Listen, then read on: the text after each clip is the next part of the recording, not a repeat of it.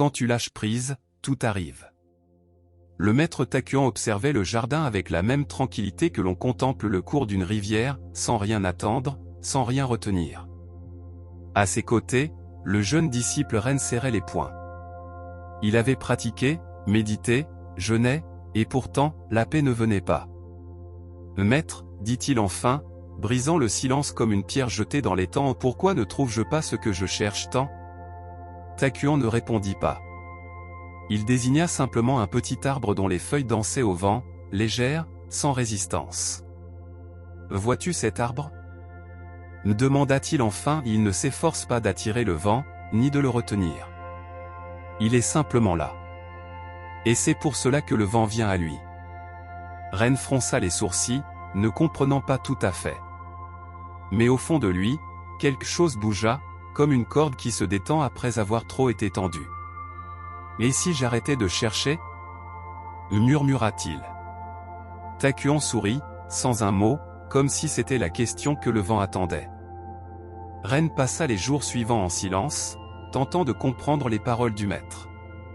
Pourtant, chaque tentative de « ne pas chercher » devenait, ironiquement, un nouvel effort. Il se disait, aujourd'hui, je n'attendrai rien. Mais à la fin de la journée, il espérait avoir réussi à ne rien attendre. Et ainsi, l'esprit restait accroché, comme une main qui, même vide, reste fermée avec force. Un après-midi, alors qu'il balayait les feuilles mortes, Ren s'arrêta et leva les yeux. Le vent soufflait fort, et pourtant, certaines feuilles résistaient. Elles ne tombaient pas, mais s'accrochaient aux branches comme si elles craignaient le vide. Mais celles qui se laissaient aller, dansaient. À cet instant, il comprit, dire qu'on lâche prise ne suffit pas. Il faut vraiment lâcher. Lâcher le désir de contrôler. Lâcher même l'idée de lâcher prise. Comme une feuille qui ne décide pas quand le vent viendra, mais qui est prête à s'envoler. Cette nuit-là, Ren s'approcha du maître Takuan tandis que celui-ci préparait du thé. Le jeune homme portait des questions dans son cœur, mais cette fois, il les garda en silence. Il observa simplement. Takuan posa 2 bols sur la table. Il versa du thé dans l'un, et pas dans l'autre. Puis, il le regarda doucement. Un bol plein ne peut rien recevoir. Avec quel bol marches-tu dans la vie ? Ren baissa les yeux. Son intérieur était rempli de jugement, d'attente, d'urgence. Il voulait s'éveiller, comprendre, arriver quelque part. Mais ce « vouloir » était précisément ce qui l'éloignait. « Comment vider mon bol, maître » Takuan répondit sans un mot. Il prit le bol plein, et le renversa sur la terre. Puis il le tint à nouveau, complètement vide, et sourit. Le vide n'est pas une absence. C'est un espace pour que tout arrive. Ren prit une profonde inspiration. Et pour la première fois depuis longtemps, il ne voulut rien. Il ressentit simplement. Les jours passaient et Ren ne cherchait plus ni signe ni réponse. Il ne forçait plus la méditation, ni ne comptait ses respirations. Il se contentait d'être. Il arrosait les plantes sans penser à leur croissance. Il marchait sans penser à arriver. Il dormait sans chercher à se reposer. Un matin, en puisant de l'eau à la source, il remarqua que le bol ne tremblait plus dans ses mains. L'eau coulait claire, sans déborder. Comme à l'intérieur, ainsi à l'extérieur, se rappela-t-il. Il s'assit sous l'arbre où les feuilles tombaient sans effort. Il ferma les yeux, et sans le vouloir, sans invoquer quoi que ce soit, il ressentit une paix profonde et silencieuse. Une présence entière. Ce n'était ni euphorie, ni révélation. C'était plus simple, un retour. Être chez soi sans avoir bougé. C'est alors, justement alors, qu'il comprit. En cessant de chercher la paix l'avait trouvée. Le silence de la forêt était devenu différent. Ren l'écoutait comme si c'était la première fois. Il ne le percevait plus comme un vide, mais comme un langage doux qui l'enveloppait sans mots.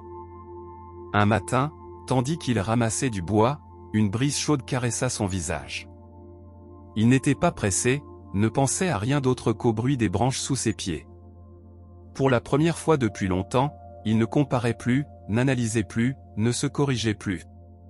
Il était simplement présent. À cet instant, il ressentit quelque chose d'inattendu, la légèreté. Pas une légèreté physique, mais intérieure. Comme si une couche invisible de tension s'était dissipée. Comme si toutes les questions qui le poursuivaient depuis des années s'étaient dissoutes, non parce qu'elles avaient trouvé réponse, mais parce qu'elles n'étaient plus nécessaires. Il marcha jusqu'à l'étang et s'assit pour observer. Une feuille flottait sur l'eau, bercée doucement par le va-et-vient de la surface. Elle n'avait pas de destination, et pourtant, elle n'était pas perdue. Ren se sentit pareil, comme cette feuille, portée par la vie, sans besoin de s'accrocher. Dans son esprit apparut une phrase, non comme une pensée, mais comme une certitude silencieuse. Ce qui devait arriver est déjà là. Ça a toujours été là. C'est moi qui étais trop plein de moi-même pour le voir. Le maître Takuan, au sommet du sentier, l'observait en silence. Et pour la première fois, il ne dit rien. Non pas parce qu'il n'avait pas de mots, mais parce qu'il n'était plus nécessaire.